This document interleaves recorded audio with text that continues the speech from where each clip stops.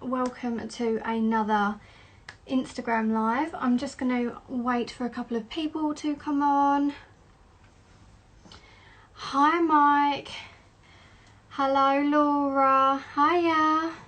Right, so welcome everyone to another Instagram interview.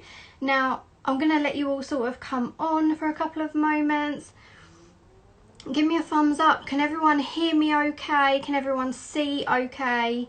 Is the connection good? Give me a thumbs up. Hi everyone. Hello, hello, hello. Brilliant. Okay, so I have decided to rename the interviews to Face of Sepsis interviews. So from now on, these interviews will be known as the Faces of Sepsis. So yeah, I'm going to get Mike to pop on now, so I'm just going to invite him in.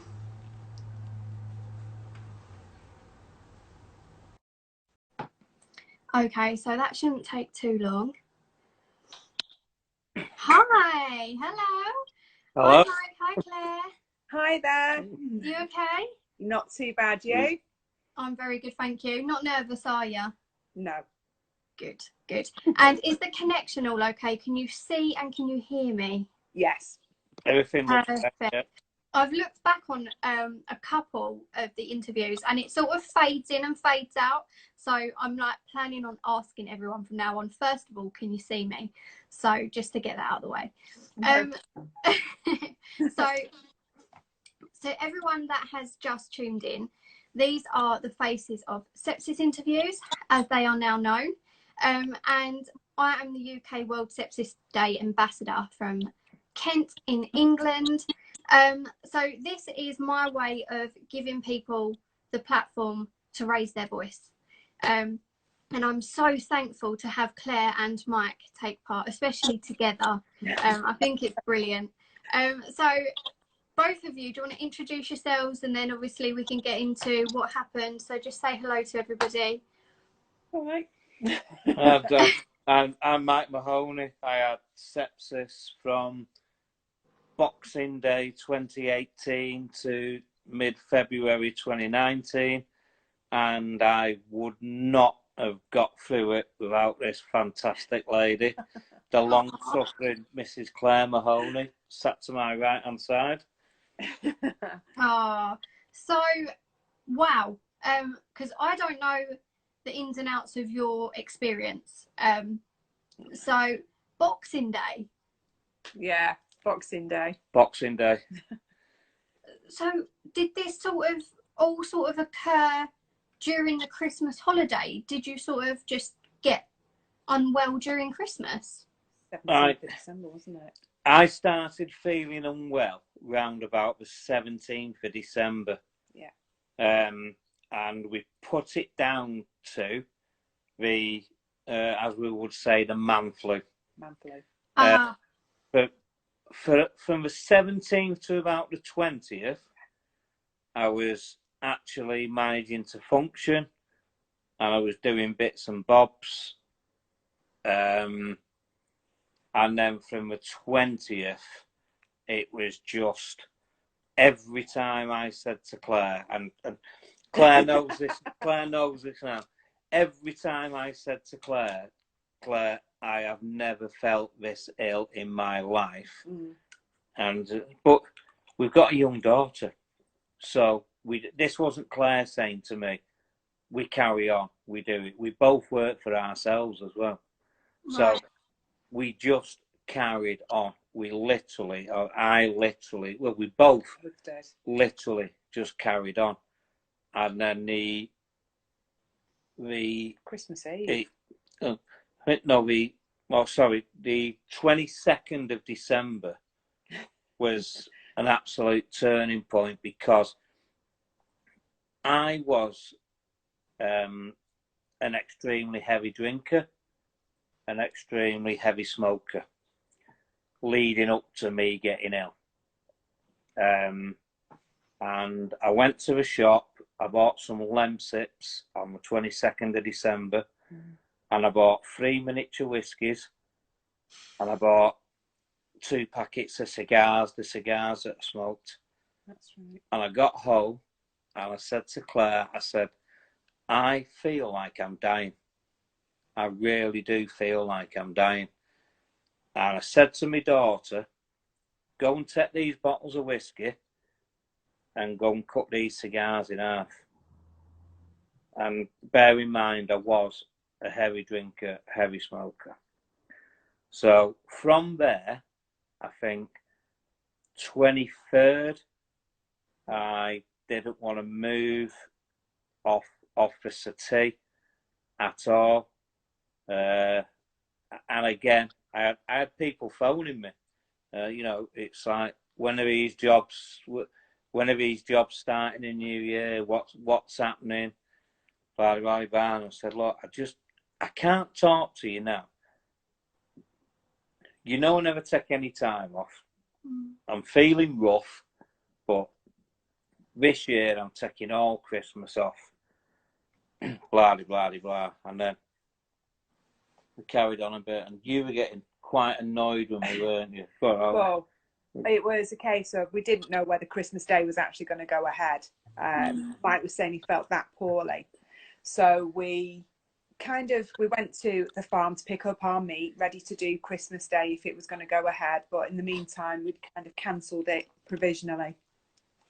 Christmas Eve, he says to me, no, well, you know, I really don't think it's going to go ahead. So I said, fine, no problem. We'll just have the three of us here. Christmas morning. Guests coming round. Yeah, Christmas morning, he says to me, he said, I feel a little bit better. So I said, okay, right, fine, fair enough. Tell your mum we'll have Christmas dinner. So I said, okay, fine. So we set it all back up. But by 8:30 that evening, you were really, really poorly. You felt so ill. I literally took my mum home, and you just said it was from there really that you went really downhill, wasn't it? No, it's 3 o'clock Christmas Day. When I started hallucinating and dropping things during Christmas dinner. So at 8:30 I'd taken mum home, hadn't I? And just said, get in your pyjamas. Yeah, and then basically what happened then on Christmas night, I said to Claire, I am feeling that ill.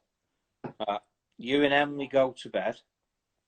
I'm going to sleep on the settee because there's no point. I was coughing like a dinosaur, Jess. That's the only way you can describe it. It was just, and I thought there's absolutely no point in me going upstairs. So I slept on the settee. It was about 1:15 in the morning. I woke up. I couldn't see because of the amount of sweat coming into my eyes from the profuse sweating. I tried to stand up, collapsed down onto the living room floor, and I thought, right. So I phoned 111. Said, they answered, and I said, look, I've had this bug for the last few days. I think it's just man flu, but I'm actually hallucinating, and I feel like I really am going to pass out at any time. And I think while I was on the phone, I did pass out, and then the 111 operator said, who was shouting. And I got back on the phone, and I said, right, yeah, I said, this is happening, that's happened. There's people in the living room with me. I'm not sure who they are, but I know there's nobody here, so I'm hallucinating. And he said, right, so Northwest Ambulance Service is massively busy at the moment. It doesn't sound like a 999 call. Can you go and see? Can you try and make an appointment to go to a walking centre or an A&E? So, me being me as I am, I just said, yeah, of course, no problem. And then I tried propping myself up on the settee, and I just couldn't do it. All the strength in my arms had gone, my legs had gone, everything had turned to jelly, and I had heard of sepsis, so I'm not one of them that hadn't heard of it, but I didn't for a minute think I had it. I thought I had man flu. But at that point, I thought to myself, I don't want Claire and Emily to find me dead on the floor. So I tried to prop myself up in the settee because I knew I was dying. I knew I was dying because I couldn't breathe. I couldn't see because the sweat was running inside my eyes. I couldn't do anything. So I thought, when Claire and Emily come and find me in the morning, dead downstairs, I'd rather them find me propped up on the settee as opposed to slumped on the floor. And it must have been, I think it was 5:20, nearly 3 hours later. My phone woke me up, and it was 111, and they said, like, "How are you doing?" I said, "I'm really not doing well, to be honest." I said, "I really, really think I need some assistance." And they said, "Like, we'll try and get an ambulance to you before 10 a.m. And it was 8:30. 8:30. And the next thing I remember was You'd left the door open. I crawled to the front door and opened my door, ready. And the ambulance came at 8:30. I woke up and it was light. And it was paramedics banging on the front door. And Claire was still in bed. So two paramedics came in. They took one look at me, and it was like all hell broke loose. Yeah, it really did. I actually came down as they arrived. Well, obviously Claire heard, and then it was monitors, injections, lines, you name it. Yeah. And then they got me in the ambulance, and they said 48-year-old male, query sepsis, SATs of 63, blood pressure had bottomed out, and that was it. I was on my way to hospital then. That's right. And then the rest is a blur, I suppose, to you. Yeah, to my kids. To me it is. I remember being in, I think it was AMU, Adult Majors, and football. This is a weird thing. Football Focus was on. Right. Okay. Because it was Boxing Day morning, and one of the nurses turned the football off, and I went absolutely ballistic. I went mad, and that's not like me. I don't, you know, and that is the last thing I remember. Apart from, and then woke up nearly 3 weeks later, paralysed, unable to speak, trached. No, it was. We kind of woke up, but your movement wasn't all there. You weren't paralysed at that point. They brought you back round. You had 8 failed sedation holds. Right. So what I'm saying was that I was put into an induced coma when? On the 28th of December. 28th of December. So, Claire, obviously, you know, as a survivor myself, listening to Mike, I can fully understand the fear, if you like. And, you know, I've got a dad, and I've once come home to my dad on the floor due to a slipped disc. And it's not nice. It isn't nice when your parent is unwell, or your partner.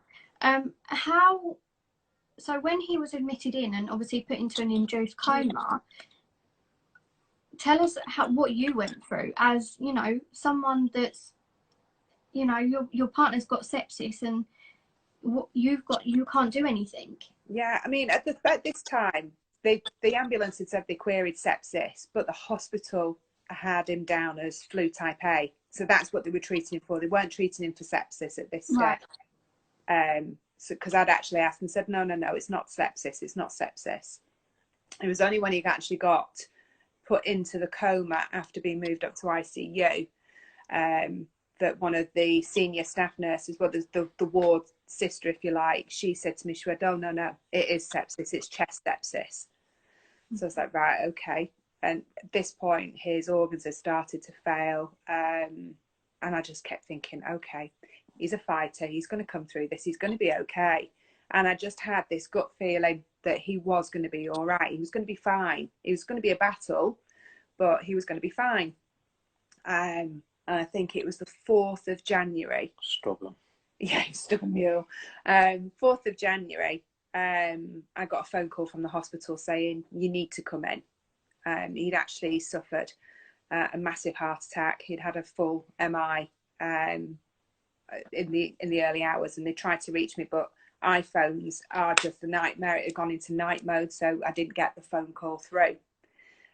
So at 5 o'clock, I just woke up, and I looked at my phone. I don't even know what made me wake up.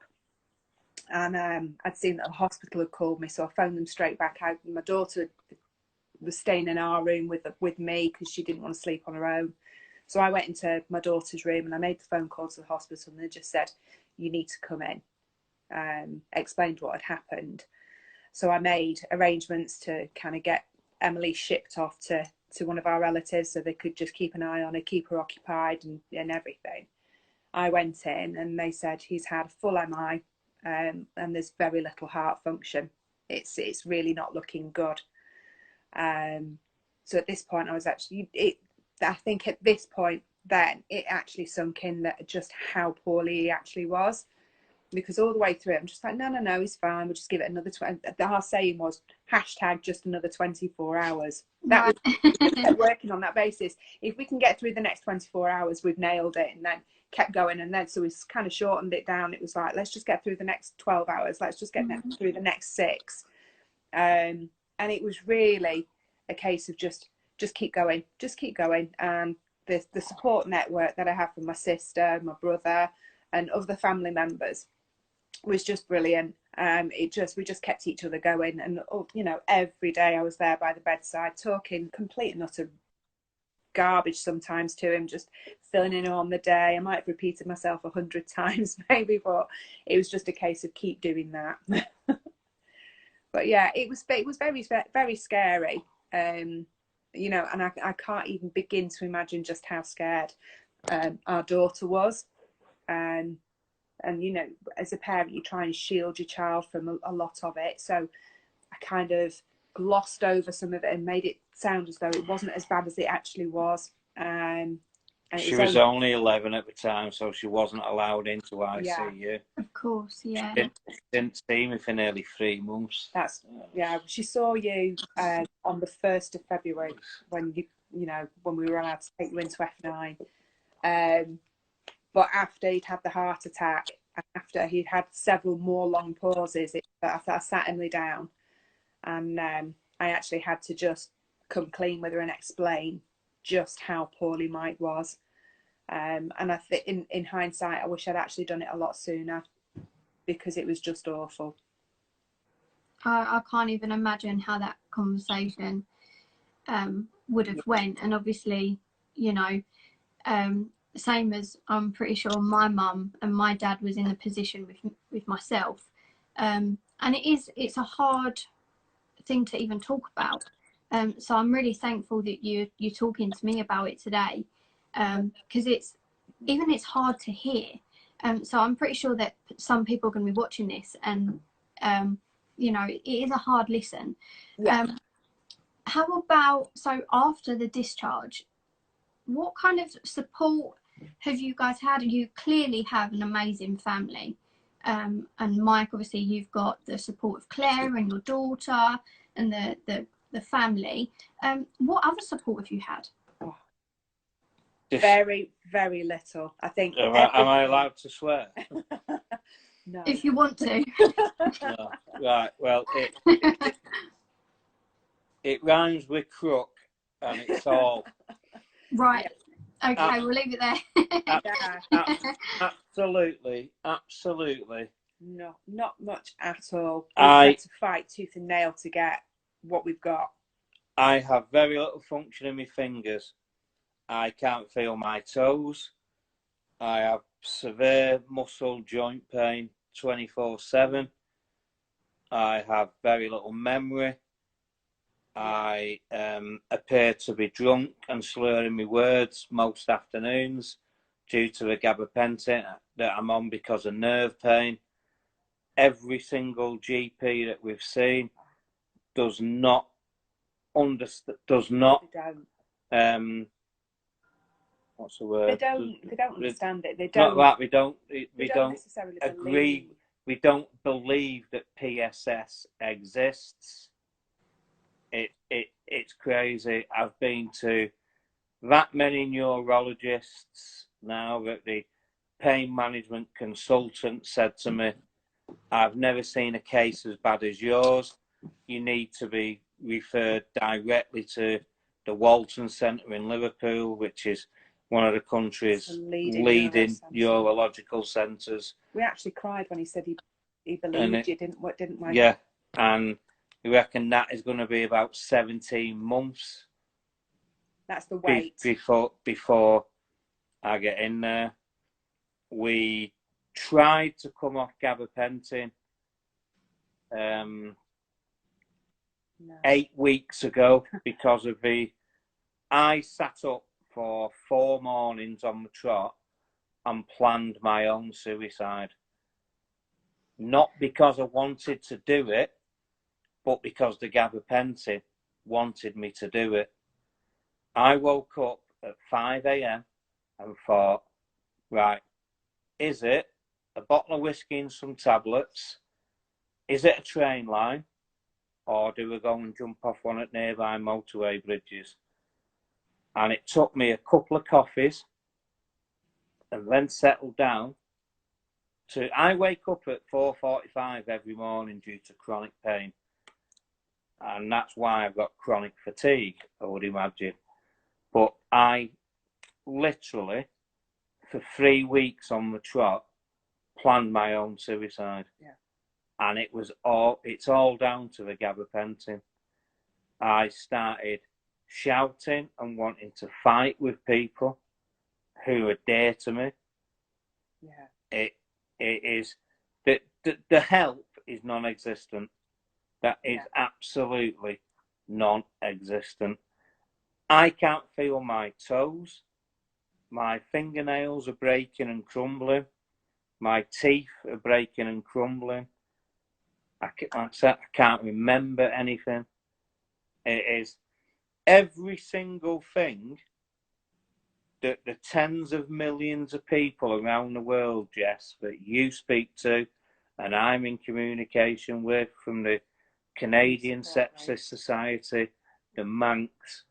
How can tens of millions of people have these same symptoms and yet it's not recognised by any medical professional in the Western world? Sorry, am I going on?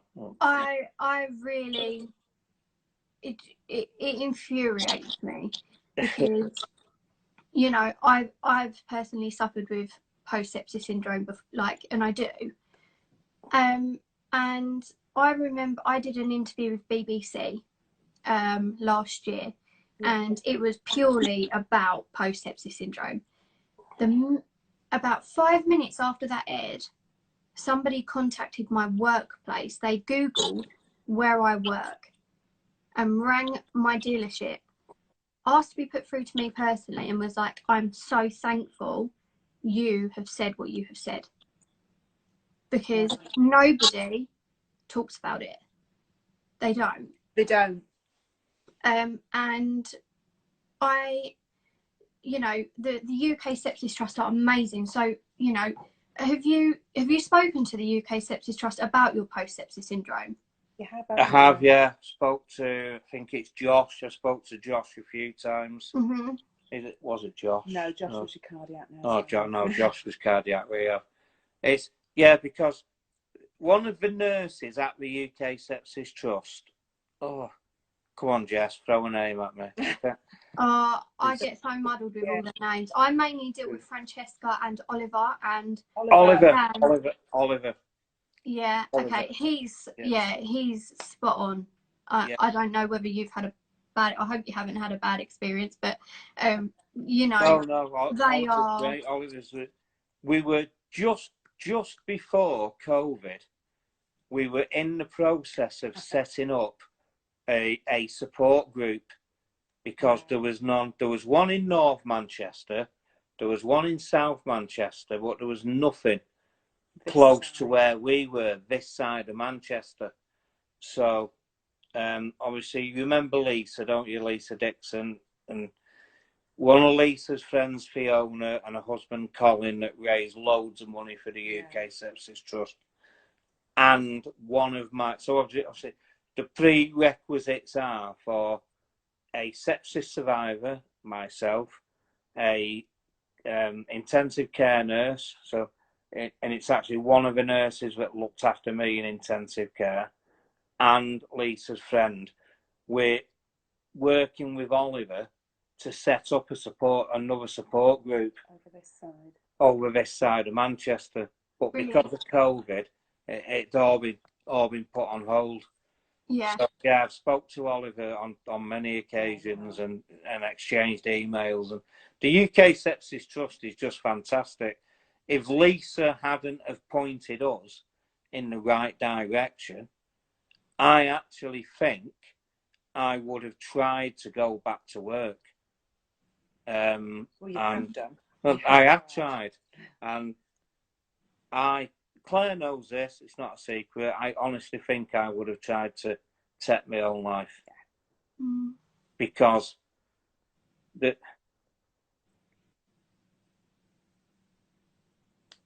can't understand why there's not a single general practitioner in the whole of the UK that can understand what sepsis survivors are going through.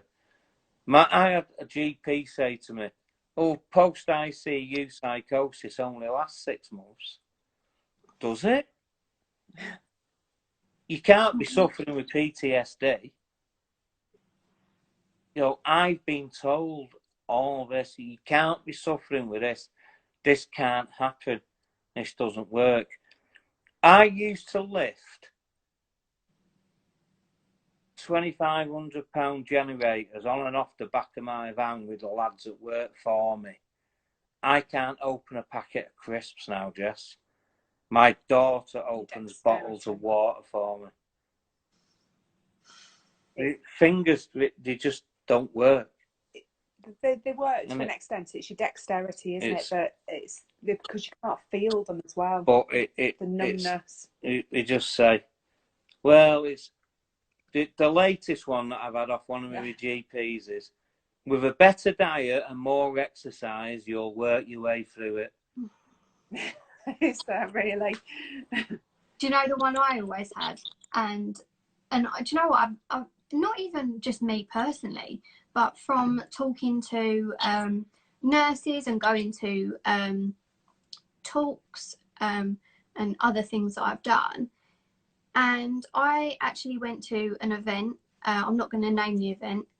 And there was a lot of professionals in many different, I don't even know the word, like different backgrounds. Let's call it backgrounds. You know what I'm talking about. Yeah. And we had a leaflet with post-sepsis syndrome on it. Yeah. Not one person at that exhibition knew what post-sepsis syndrome was. Yeah. And as a survivor, I was shocked.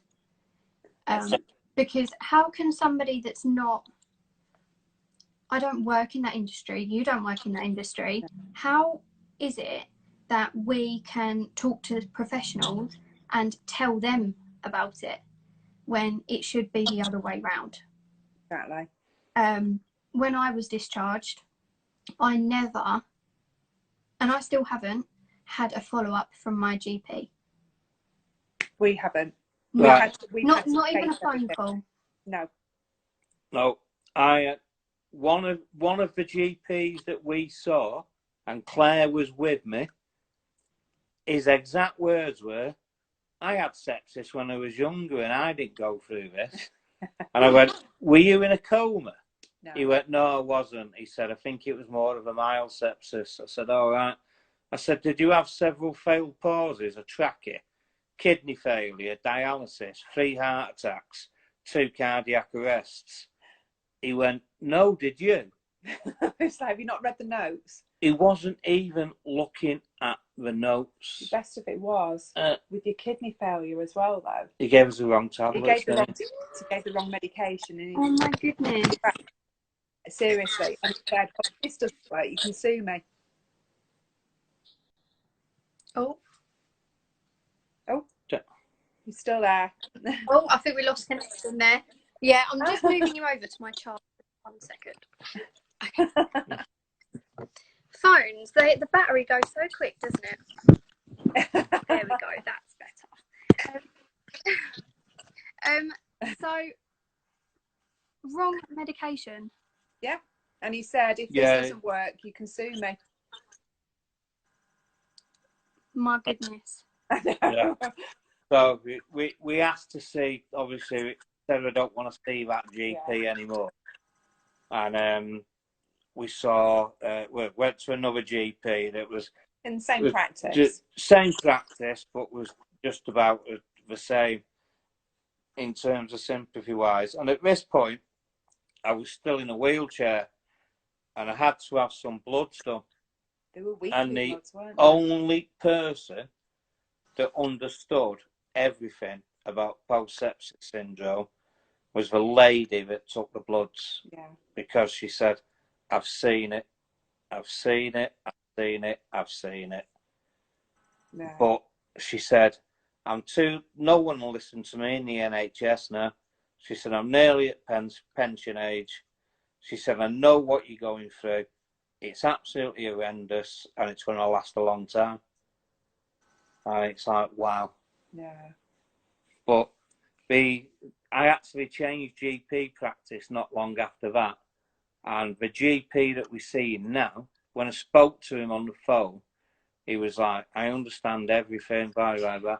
I took him a letter in, the Sepsis Alliance letter, a couple of weeks ago, and he said, this week. "I don't need to read that." No, the first time I took him. "I don't need to read that." I said, "I think you do." I said, "I've got a degree. I managed a 2-2. I said, "You've got a PhD. I said, "But I think I know more about the recovery from the illness I've had than you do." And I said, "That's a sorry state of affairs." And I said, "It's been repeated worldwide." And he said, as I said, "You'll find that if we work through all these issues one at a time, with a better diet and some better exercise, you'll be back at work in no time."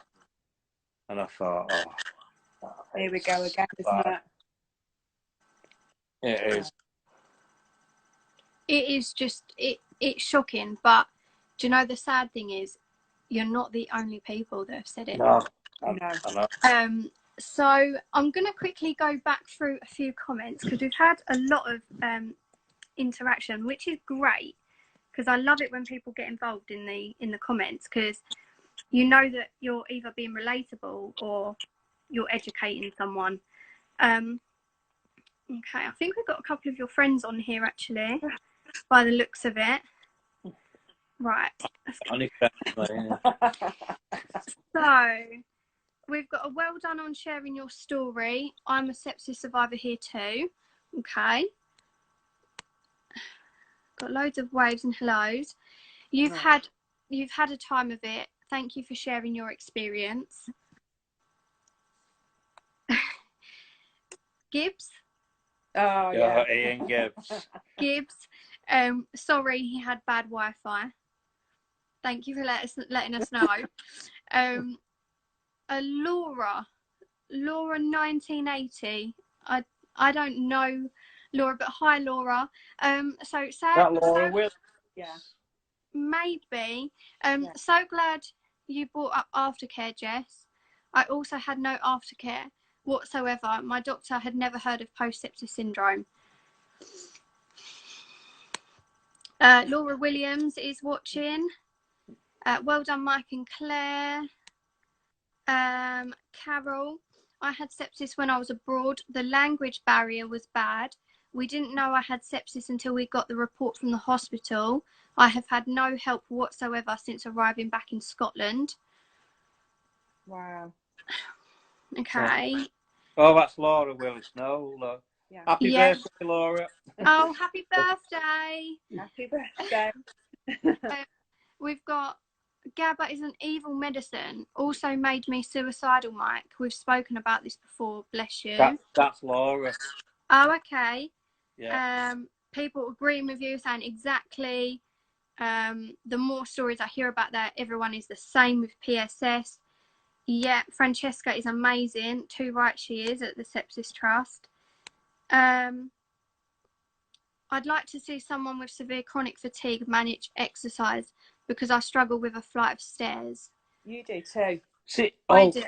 Can I fetch some up, Jess? Right. I speak to a lot of sepsis survivors who say they can walk quarter of a mile, half a mile maybe on a flat exercise, but one flight of stairs absolutely wipes them out. And I am exactly the same. One flight of stairs, it just finishes me off. Yeah, it does. Yeah, I think I went through a stage like that. Obviously, when I had sepsis, I wasn't in a coma or anything like, thankfully. But you know, my mum was 24 hours away from losing me because obviously there's so many different types of sepsis, isn't there? Yeah. And again, that's another thing I don't think many people are educated on. No. It's the different types. I know a few women that have got it through pregnancy and things like that. And again, that's another aspect that people need to raise awareness about. Laura, I give a talk on PSS on her podcast. Yes, everyone check out her podcast. Okay. Well done for taking in the letter, Mike. Okay. And, oh, okay. Post-sepsis syndrome most definitely exists. Word finding difficulty and brain fog. Yeah, I have that too. Yeah, you do. It has taken approximately 14 years to get back to normal. Wow. Oh, sorry, to actually talk about it. Wow. I'm so sorry it's taken so long for you to feel like you can talk about it. And again, brain fog. Brain fog is horrible. That is. You really suffered. That's one of the things where I think that Claire, and she's only 13, my daughter Emily, it really is. We can have a conversation at 2:00 in the afternoon, and at 2:30, everything that we've discussed has gone for me. You'll start it again. Start the conversation again. It happens over, and it's making me not want to answer the phone for work, not want to go out and maybe look at jobs. It destroys everything. It destroys your self-confidence.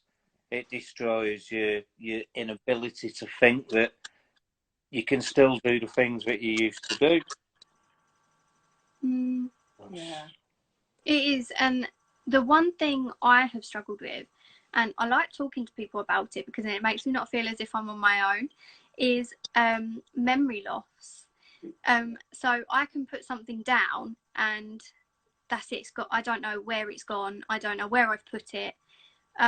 And the one that got to me the most, and everyone's probably like, you've told this story so many times, but I woke up one morning and I couldn't remember the code for my phone.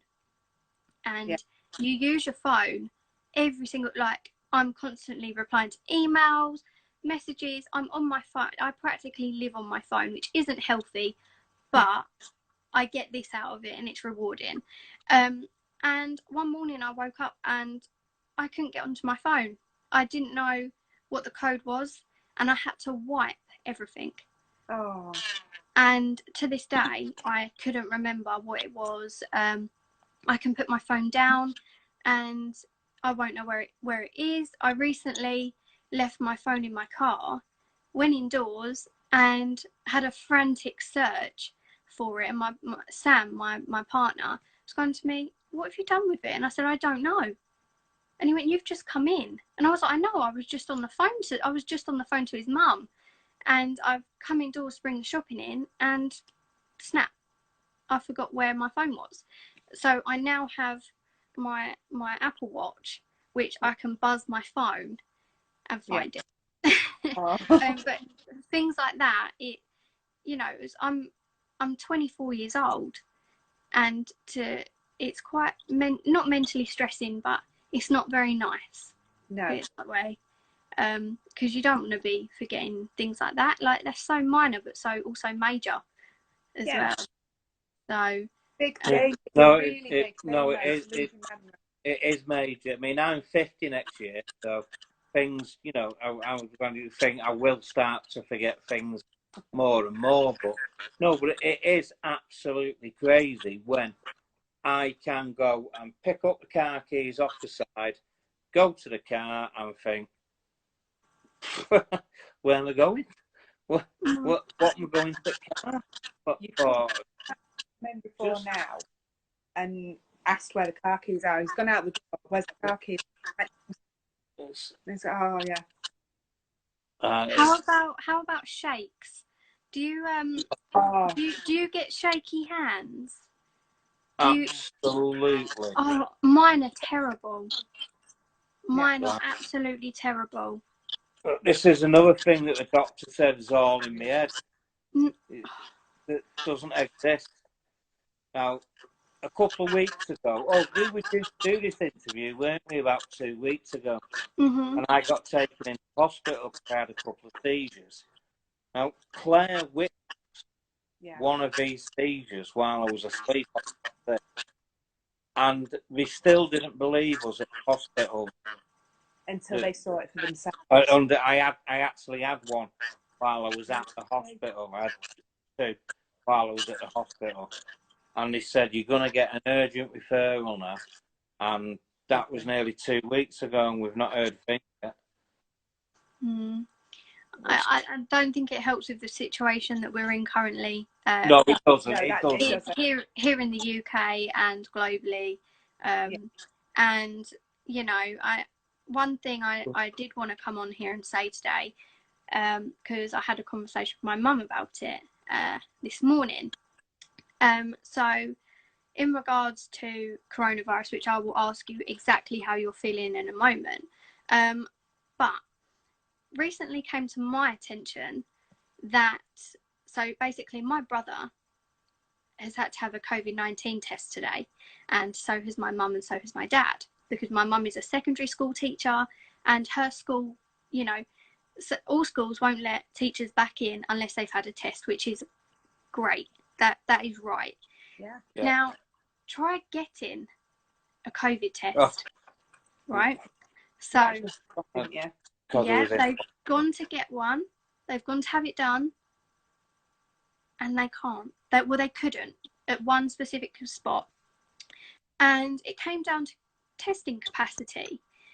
And my mum rang me and she was like, "I don't know what to do."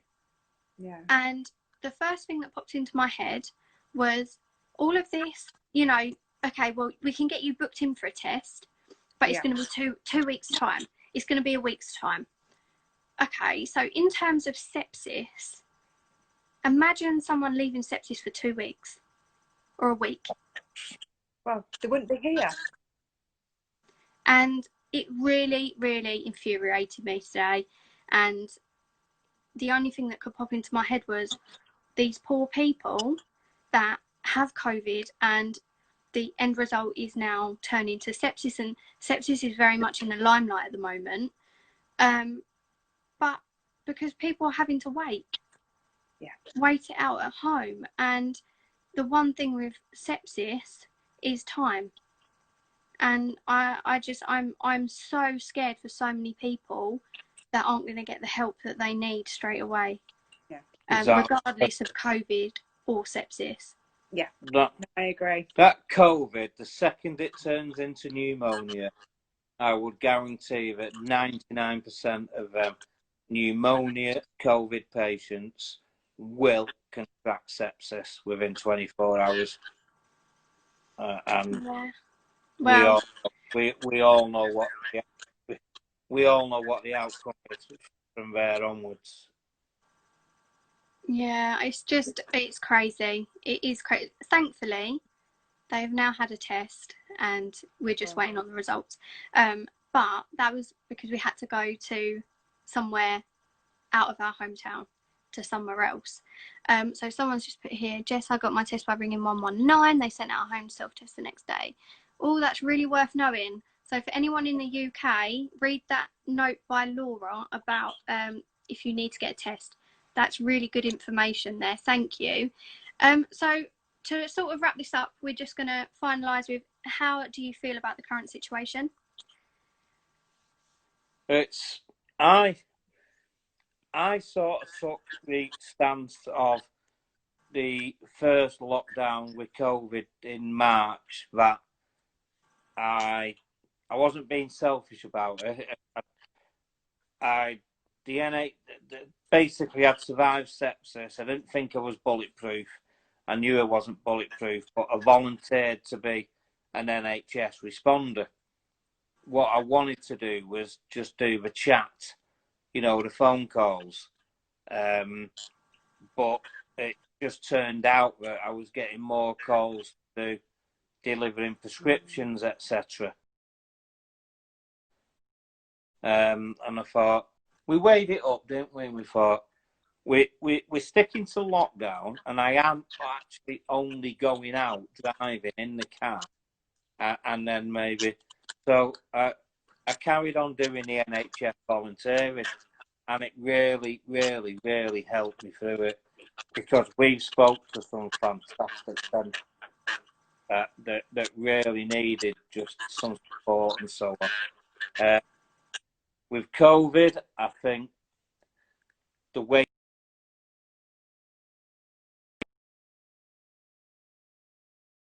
nuts and bolts. Oh, I'm back. I don't think any pubs. Yeah. I don't think any of the pubs should be open. I'm back. Pubs should be remaining. Just a sec. You okay? Can you hear us? Yeah. My phone just went funny. But yeah, I think it's time to give everyone a bit of a chance for Christmas when the flu season hits. Close the pubs, look after the teachers, look after our children in school. Maybe universities, I know it's terribly difficult for them students that really want to go, but that's mass migrations from one town to another. But what we don't have is clear advice. And I'm not being political. I don't want to be political at all, but we don't have clear advice. And if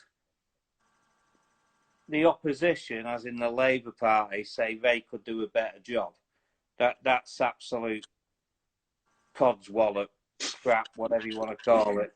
I don't want to be political. I am being political, aren't I? I'm sick of people saying the government aren't giving clear enough advice when we're all bloody adults and we know when we should stay at home and when we should go to the pub for a pint. I like a pint. I like a pint as much as the next person, and I'm sure your partner does. He's a bloody racing driver, isn't it? He must love a beer. Yeah, same. So, but there's a time and a place. We've got people to look after. We have, and I think only time is going to tell with what happens next, especially around Christmas. We all want a Christmas where we can be with our families, but as I say to my family, is even if we can't all be together, then I would rather have next Christmas than not have a Christmas with them. Exactly. I'm at home, it's just me and my partner and our French bulldog, and then my mum, my dad, my brother, and then Sam's brother and sister and brother-in-law. So we're all in separate homes, and I think, okay, if we can't have Christmas together, what's one Christmas? Yeah. You know, we'd all rather be healthy and be safe in our homes. So, you know, to round this off, what is your one message? It can be as long and it can be as short as you like, to someone that doesn't know what sepsis is, and also to someone that is watching this. You know, I think many people from all around watching. I think we've had people from America, Canada, Africa, Germany, and our healthcare system is very different to anywhere else in the world. We're very fortunate to have our NHS and the NHS helpers, aka Mike over here. But what is your one message to those that don't know what sepsis is and don't know what the dangers are, especially within this current situation that we're in? I think it's hard to say to people that don't know what sepsis is. I suppose if you ever think that you have ever had the flu, right, but we're able to walk, we're able to talk, we're able to stand, etc. If you ever get to a point where that is unable to happen and you feel like you are dying, do not hesitate to phone 999, because it's been referred to as a very bad flu.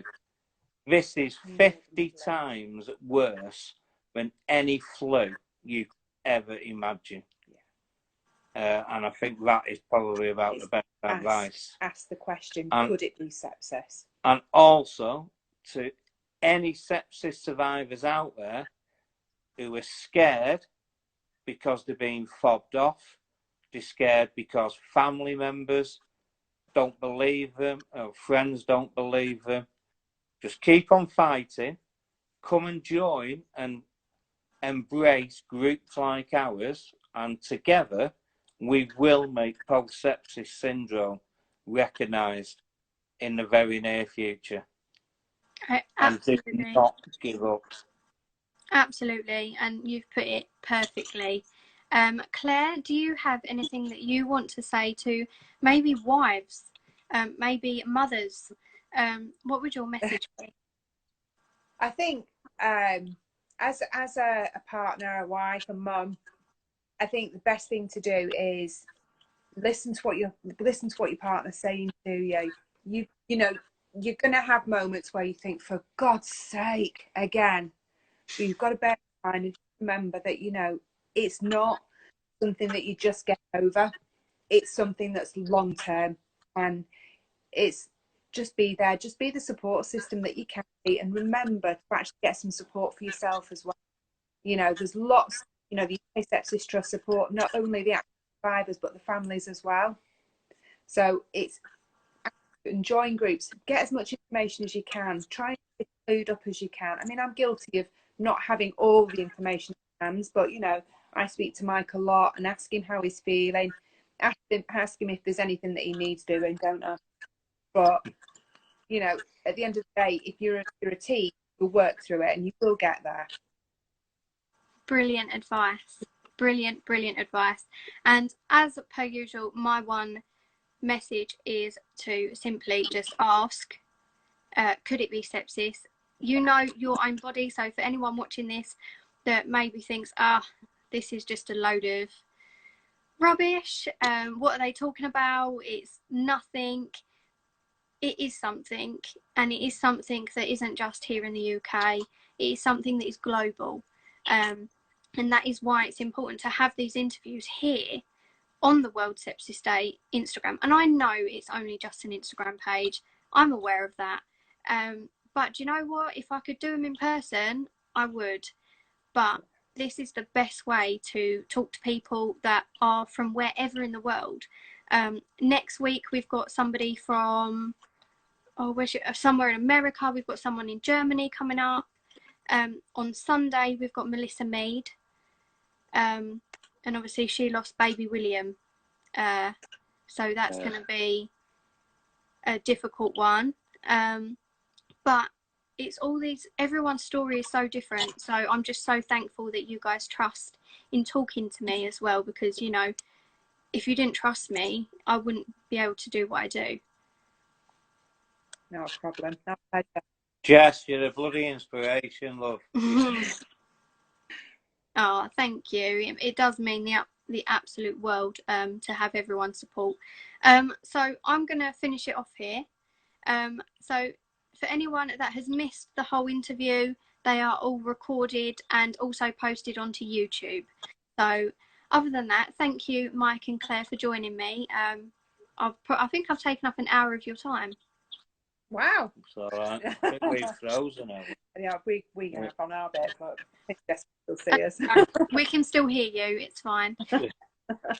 No, honestly, thank you. And thank you for just, you know, Claire, I know you've messaged me one-on-one as well, and it's nice to know that throughout the groups you can actually connect with people, and it's not just because you've got something in common, it's because you can genuinely just gain a connection with a family or an individual and understand what each other are actually going through and talking to them about.